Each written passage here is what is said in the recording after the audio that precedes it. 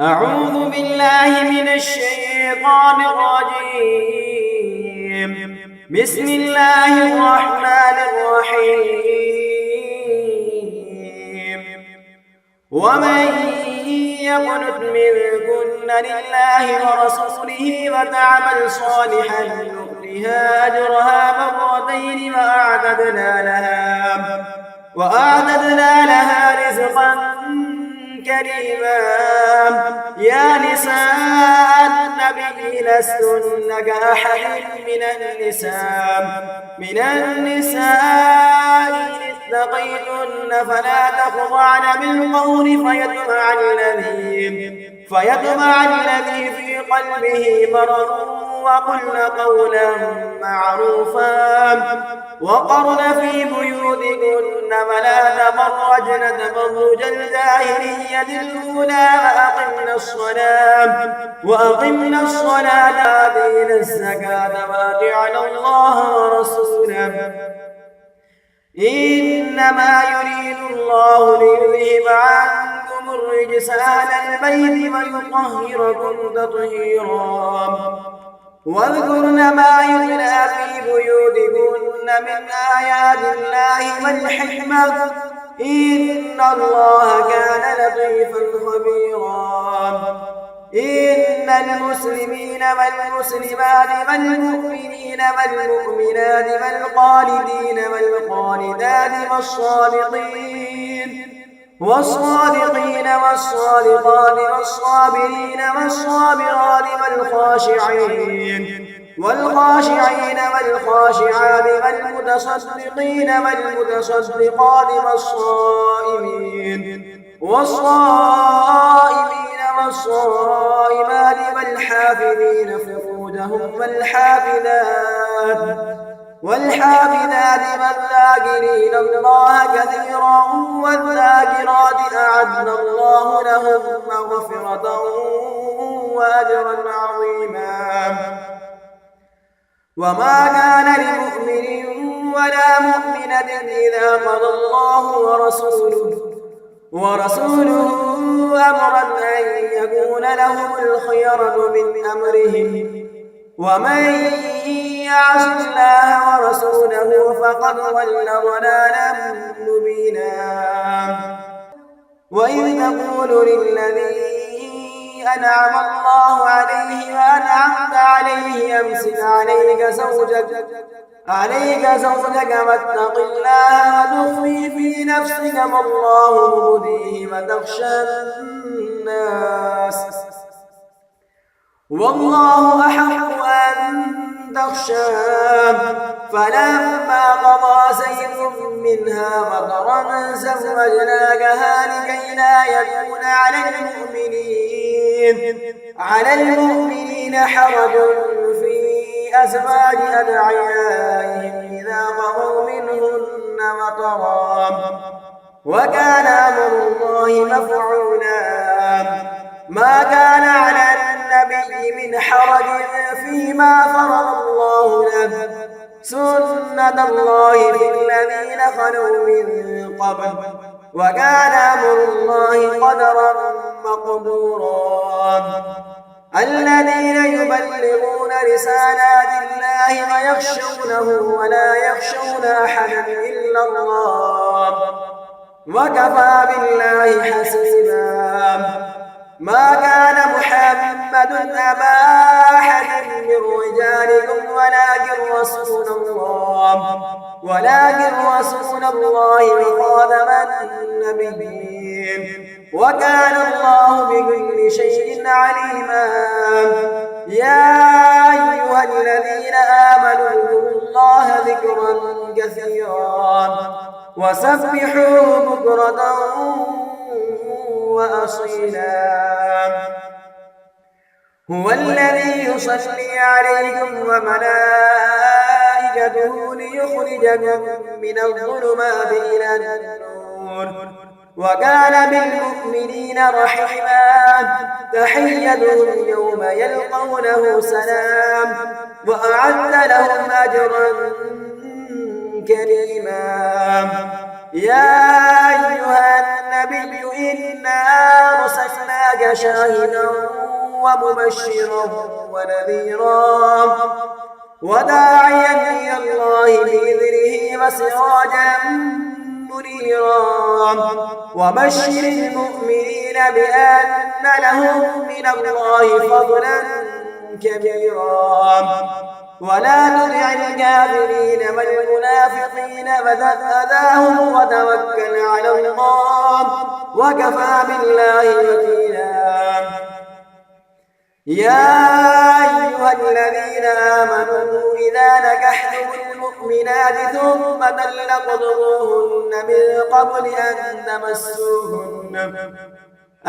تمسوهن فما لكم عليهن من عدة تعتدونها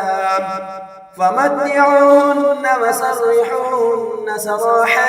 جميلا. يا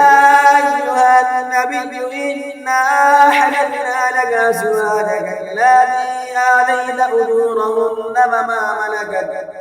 وما ملكت يمينك مما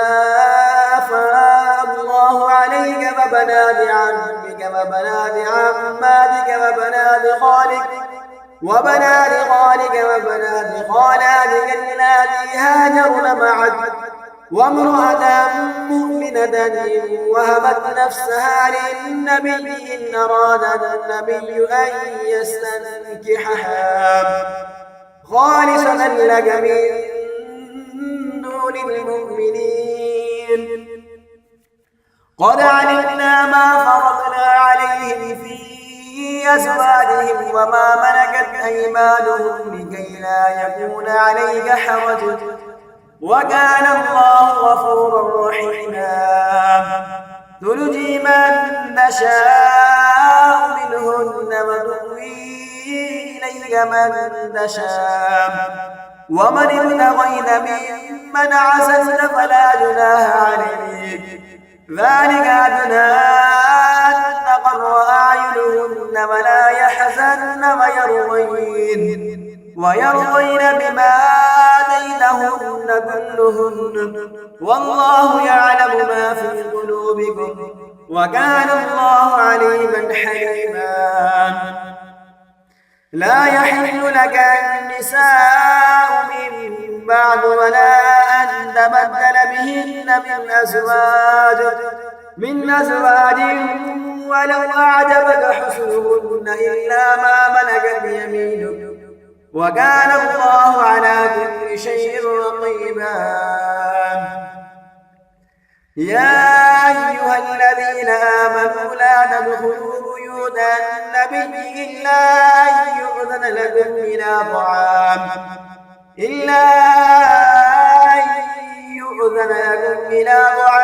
غير ناظرين إناه ولكن إذا دعيتم فادخلوا فإذا دعيتم فانتشروا ولا مستأنسين لحديث إن ذلكم كان يؤذي النبي فيستحيي منكم والله لا يستحيي من الحق. وإذا سألتموهن متاعا فاسألوهن من وراء حجاب ذلكم أطهر لقلوبكم وقلوبهن وما كان لكم أن تؤذوا رسول الله ولا أن تنكحوا أزواجه من بعده أبدا إن ذلكم كان عند الله عظيما. إن تبدوا شيئا أو تخفوه فإن الله كان بكل شيء عليما. لا جناح عليهن في آبائهن ولا أبنائهن ولا إخوانهن ولا أبناء إخوانهن ولا أبناء أخواتهن ولا نسائهن ولا ما ملكت أيمانهن واتقين الله إن الله كان على كل شيء شهيدا. إن الله وملائكته يصلون على النبي يا أيها أيها الذين آمنوا صلوا عليه وسلموا تسليما إن الذين يؤذون الله ورسوله لعنهم الله في الدنيا والآخرة وأعد لهم عذابا مهينا والذين يؤذون المؤمنين والمؤمنات بغير ما اكتسبوا فقد احتملوا بهتانا وإثما مبينا يا أيها النبي قل لأزواجك وبناتك ونساء المؤمنين يدنين عليهن من جلابيبهن ذلك أدنى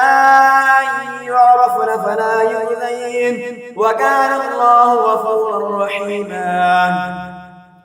لئن لم ينته المنافقون والذين في قلوبهم مرض والمرجفون في المدينة لنغرينك بهم ثم لا يجاورونك فيها إلا قليلا ملعونين أينما ثقفوا أخذوا وقتلوا تقتيلا سنة الله في الذين خلوا من قبل ولن تجد لسنة الله تبديلا يسألك الناس عن الساعة قل إنما علمها عند الله وما يدريك لعل الساعة تكون قريبا إن الله لعن الكافرين وأعد لهم سعيرا خالدين فيها أبدا لا يجدون وليا ولا نصيرا يوم تقلب وجوههم في النار يقولون يا ليتنا أطعنا الله وأطعنا الرسولا وقالوا ربنا إنا أطعنا سادتنا وكبراءنا فأضلونا السبيلا ربنا آتهم ضعفين من العذاب والعنهم لعنا كبيرا يا أيها الذين آمنوا لا تكونوا كالذين آذوا موسى فبرأه الله مما قالوا وكان عند الله وجيها يا أيها الذين آمنوا اتقوا الله وقولوا قولا سديدا يصلح لكم أعمالكم ويغفر لكم ذنوبكم ومن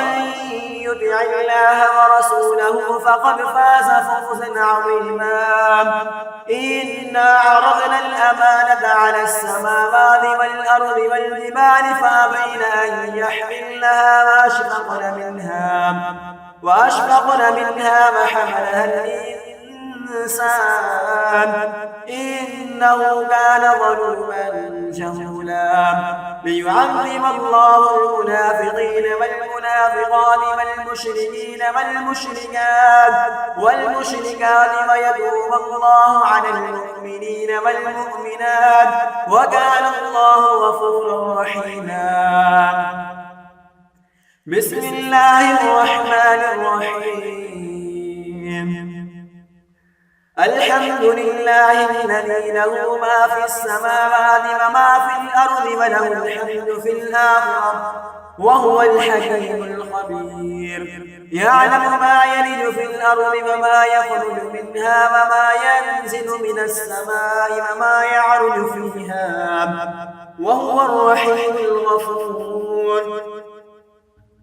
وقال الذين كفروا لا تأتينا الساعة قل بلى وربي لتأتينكم عالم الغيب لا يعزب عنه مثقال ذرة في السماوات ولا في الأرض ولا أصغر من ذلك ولا أكبر إلا في كتاب مبين ليجزي الذين آمنوا وعملوا الصالحات أولئك لهم مغفرة ورزق كريم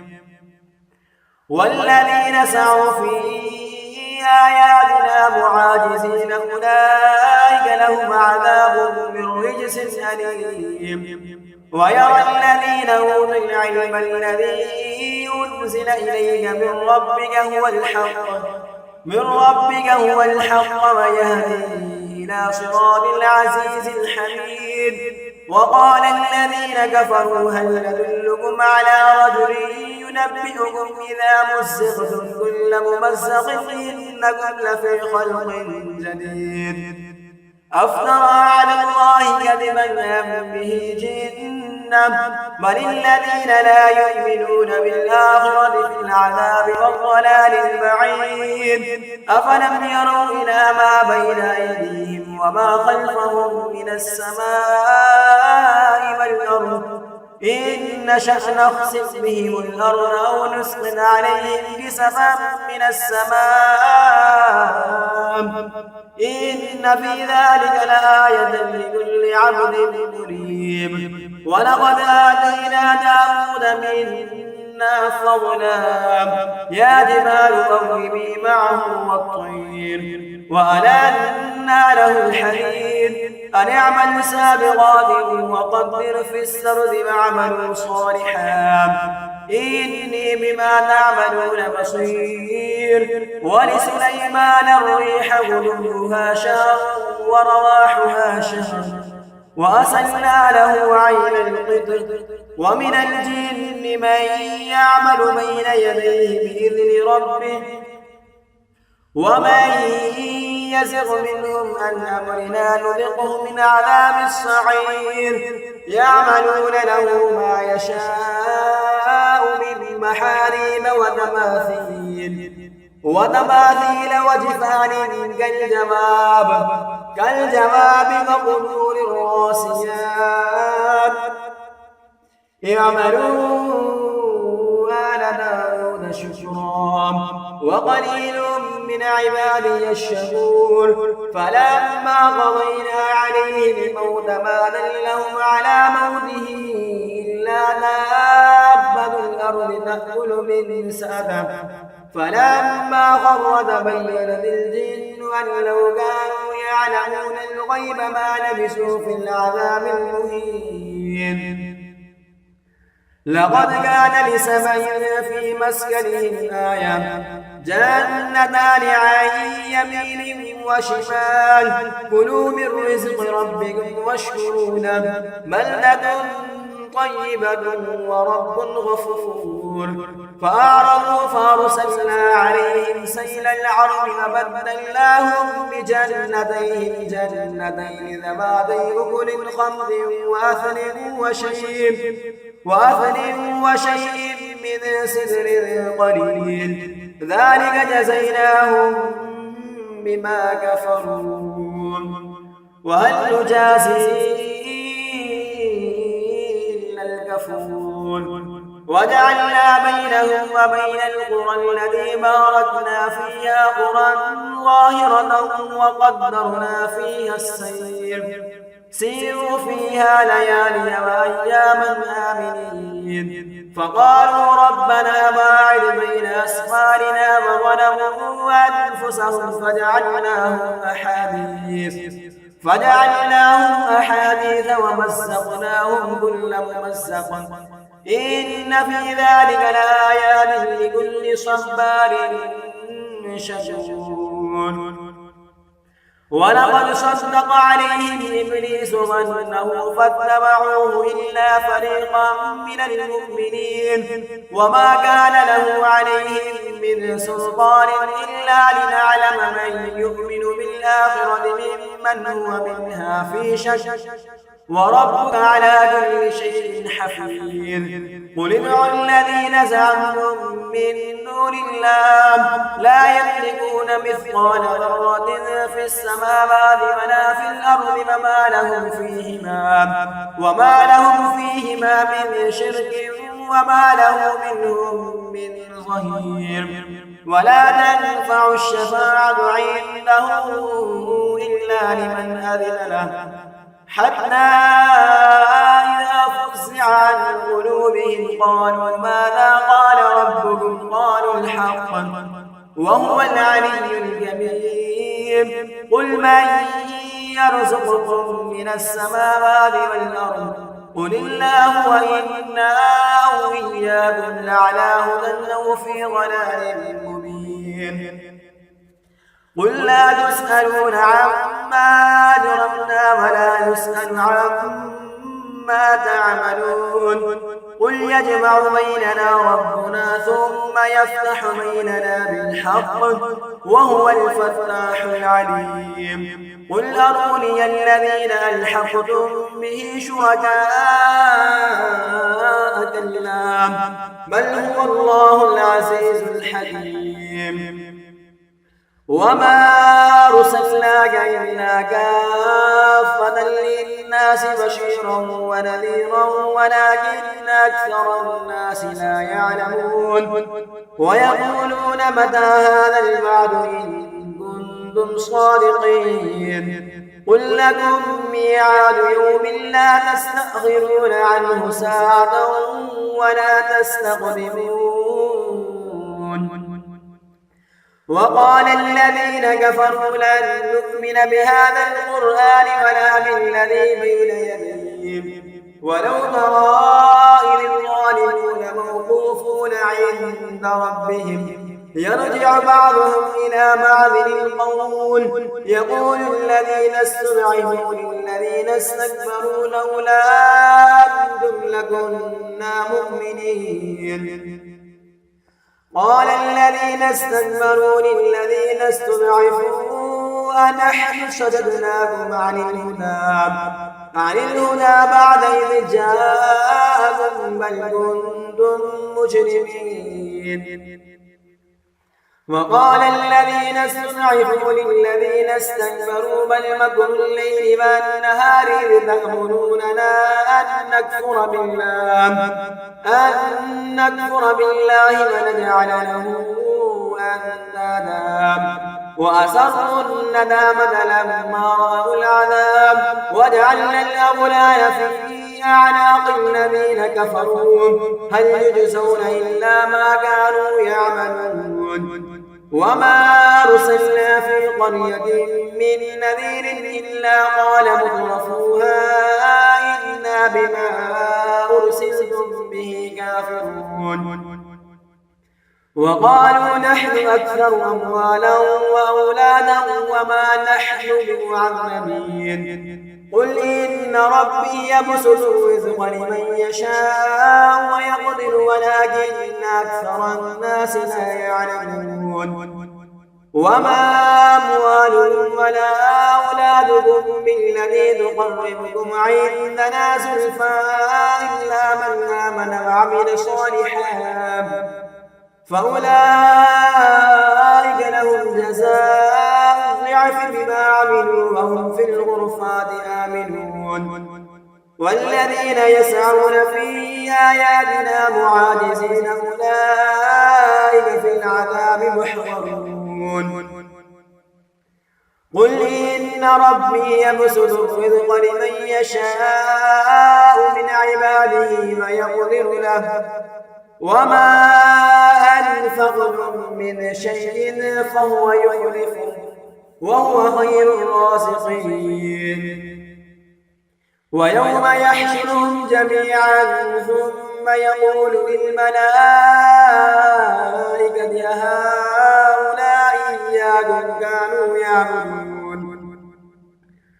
قالوا سبحانك أنت ولينا من دونهم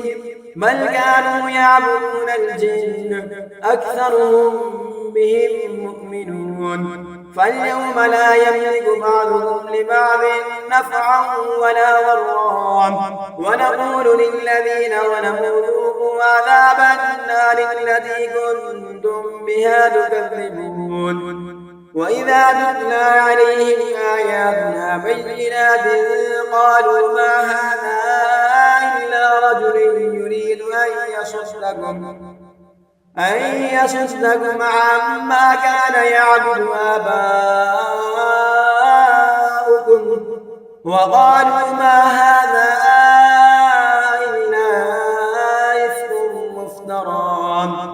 وقال الذين كفروا للحق لما جاءهم إن هذا إلا سحر مبين وما آتيناهم من كتب يدرسونها وما أرسلنا إليهم قبلك من نذير وكذب الذين من قبلهم وما بلغوا معشار ما آتيناهم فكذبوا رسلي فكيف كان نكير قل إنما أعظكم بواحدة أن تقوموا لله مثنى وفرادا ثم تتفكرون ما بصاحبكم من جنة إن هو إلا نذير لكم بين يدي عذاب شديد قل ما سألتكم من أجر فهو لكم إن أجري إلا على الله وهو على كل شيء شهيد قل إن ربي يقذف بالحق علام الغيوب قل جاء الحق وما يبدئ الباطل وما يعيد قل إن ضللت فإنما أضل على نفسي وإن اهتديت فبما يوحي إلي ربي إنه سميع قريب ولو ترى إذ فزعوا فلا فوت موخذ من مكان قريب وقالوا آمنا به وأنى لهم التناوش من مكان بعيد وقد كفروا به من قبل ويقذفون بالغيب من مكان بعيد وحيل بينهم وبين ما يشتهون كما فعل بأشياعهم من قبل إنهم كانوا في شك مريب بسم الله الرحمن الرحيم الحمد لله فاطر السماوات والأرض جاعل الملائكة رسلا أولي أجنحة مثنى وثلاث ورباع يزيد في الخلق ما يشاء إن الله على كل شيء قدير ما يفتح الله للناس من رحمة فلا ممسك لها وما يمسك فلا مرسل له من بعده وهو العزيز الحكيم يا أيها الناس اذكروا نعمة الله عليكم هل من خالق غير الله يرزقكم من السماء والأرض لا إله إلا هو فأنى تؤفكون وإن يكذبوك فقد كذبت رسل من قبلك وإلى الله ترجع الأمور يا أيها الناس إن وعد الله حق فلا تغرنكم الحياة الدنيا ولا يغرنكم بالله الغرور إن الشيطان لكم عدو فاتخذوه عدوا إنما يدعو حزبه ليكونوا من أصحاب السعير الذين كفروا لهم عذاب شديد والذين آمنوا وعملوا الصالحات لهم مغفرة وأجر كبير أفمن زين له سوء عمله فراه حسنا فإن الله يضل من يشاء ويهدي من يشاء فلا تذهب نفسك عليهم حسرات إن الله عليم بما يصنعون والله الذي يرسل الرياح فتثير سحابا فسقناه إلى بلد ميت فأحيينا به الأرض بعد موتها كذلك النشور من كان يريد العزة فلله العزة جميعا إليه يصعد الكلم الطيب والعمل الصالح يرفعه والذين يمكرون السيئات لهم عذاب شديد ومكر أولئك هو يبور والله خلقكم من تراب ثم من نطفة ثم جعلكم أزواجا وما تحمل من أنثى ما تضع إلا بعلمه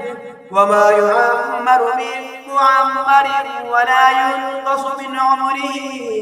إلا في كتاب إن ذلك على الله يسير وما يستوي البحران هذا عذب فرات سائغ شرابه وهذا ملح حجاج ومن كل تأكلون لحما طريا وتستخرجون حلية تلبسونها وترى الفلك فيه مواخر لتبتغوا من فضله ولعلكم تشكرون يولج الليل في النهار ويولج النهار في الليل وسخر الشمس والقمر كل يجري لأجل مسمى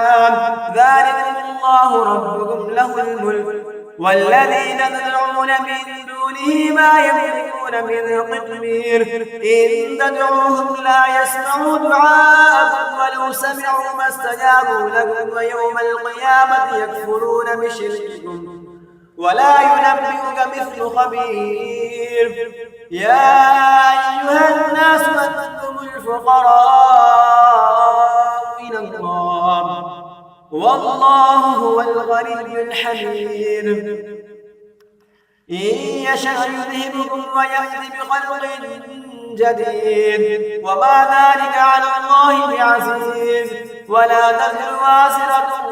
وزر أخرى وإن تدع مثقلة إلى حملها لا يحمل منه شيء ولو كان ذا قربى إنما تنذر الذين يخشون ربهم بالغيب وأقاموا الصلاة ومن تزكى فإنما يتزكى لنفسه وإلى الله المصير وما يستوي الأعمى والبصير ولا الظلمات ولا النور ولا الظل ولا الحرور وما يستوي الأحياء ولا الأموات إن الله يسمع من يشاء وما أنت بمسمع من في القبور إن أنت إلا نذير إنا أرسلناك بالحق بشيرا ونذيرا وإن من أمة إلا خلا فيها نذير وإن يكذبوك فقد كذب الذين من قبلهم جاءتهم رسلهم بالبينات وبالزبر وبالكتاب المنير ثم أخذت الذين كفروا فكيف كان نكير ألم تر أن الله أنزل من السماء ماء فأخرجنا به ثمرات مختلفا ألوانها ومن الجبال جدد بيض وحمر مختلف ألوانها وغرابيب سود ومن الناس والدواب والأنعام مختلف ألوانه كذلك إنما يخشى الله من عباده العلماء إن الله عزيز غفور إن الذين يتلون كتاب الله وأقاموا الصلاة وأنفقوا مما رزقناهم سرا وعلانية يرجون تجارة لن تبور ليوفيهم أجورهم ويزيدهم من فضله إنه غفور شكور والذي أوحينا إليك من الكتاب هو الحق مصدقا لما بين يديه إن الله بعباده لخبير بصير ثم أورثنا الكتاب الذين اصطفينا من عبادنا فمنهم ظالم لنفسه ومنهم مقتصد ومنهم سابق بالخيرات بإذن الله ذلك هو الفضل الكبير جنات عدن يدخلونها يحلون فيها من أساور من ذهب ولؤلؤا ولباسهم فيها حرير وقال الحمد لله الذي أذهب عنا الحزن إن ربنا لغفور شكور الذي أحلنا دار المقامة من فضله لا يمسنا فيها نسب ولا يمسنا فيها لغوب والذين كفروا لهم نار جهنم لا يقضى عليهم فيموتوا ولا يخفف عنهم من عذابها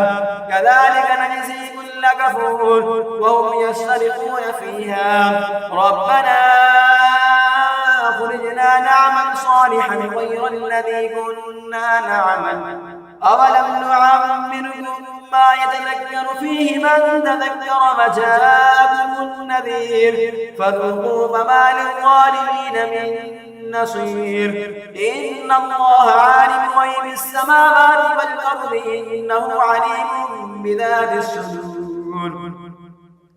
هو الذي جعلكم خلائف في الأرض فمن كفر فعليه كفره ولا يزيد الكافرين كفرهم عند ربهم إلا مقتا ولا يزيد الكافرين كفرهم إلا خسارا قل أرأيتم شركاءكم الذين تدعون من دون الله أروني ماذا خلقوا من الأرض أم لهم شرك في السماوات أم آتيناهم كتابا فهم على بينة منه بل يعد الظالمون بعضهم بعضا إلا غرورا إن الله يمسك السماوات والأرض أن تزولا ولئن زالتا إن أمسكهما من أحد من بعده إنه كان حليما غفورا وأقسموا بالله جهد أيمانهم لئن جاءهم نذير ليكونن أهدى من إحدى الأمم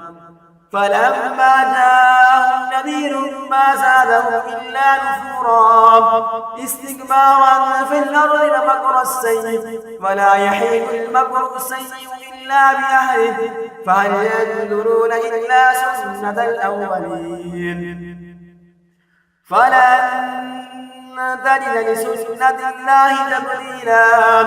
ولن تجد لسنة الله تحويلا أولم يسيروا في الأرض فينظروا كيف كان عاقبة الذين من قبلهم وكانوا أشد منهم قوة وما كان الله ليعجزه من شيء في السماوات ولا في الأرض إنه كان عليما قديرا ولو يؤاخذ الله الناس بما كسبوا ما ترك على ظهرها من دابة ولكن يؤخرهم إلى أجل مسمى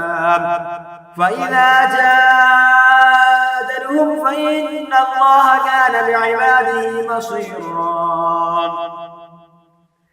بسم الله الرحمن الرحيم ياسين